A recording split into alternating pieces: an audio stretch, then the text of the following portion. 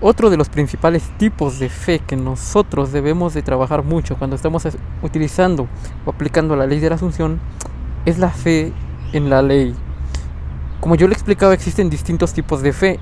Ya he explicado en un video anterior que los tipos de fe normalmente vienen de tres maneras, pero en el que nos vamos a enfocar ahorita es en la ley de Asunción.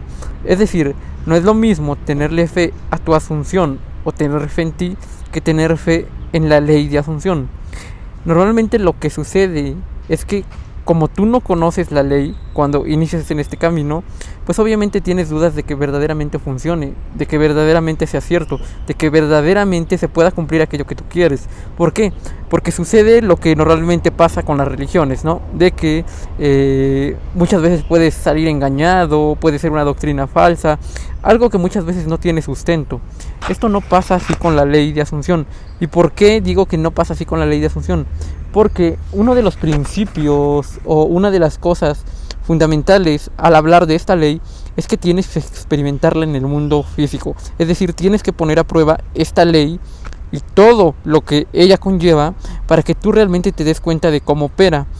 De hecho, la ley de Asunción, como yo lo he explicado, es tomada realmente de la lectura bíblica antigua. Ojo, bíblica, no religiosa, en donde se hace una interpretación de los personajes como un hecho de la conciencia, un relato de la conciencia, no como un tema histórico o religioso. Entonces, lo que aquí nos damos cuenta es que cuando nosotros aplicamos los fundamentos de la ley de la Asunción para conseguir algo en nuestras vidas y funciona, es cuando nosotros nos damos cuenta que lo que estamos practicando y lo que estamos aprendiendo realmente tiene un fundamento. Y entonces, para que nosotros creamos en la ley realmente, primero tenemos que creer a ciegas.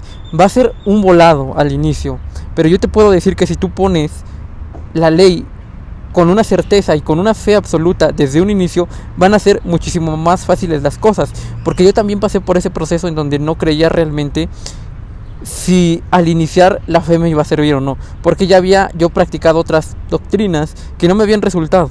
Entonces cuando lo hice desde la conciencia me di cuenta que funcionaba, y incluso en el camino de aprendizaje fui teniendo ciertas dudas, pero para eliminar esas dudas me di permiso a mí. Esto es algo muy importante.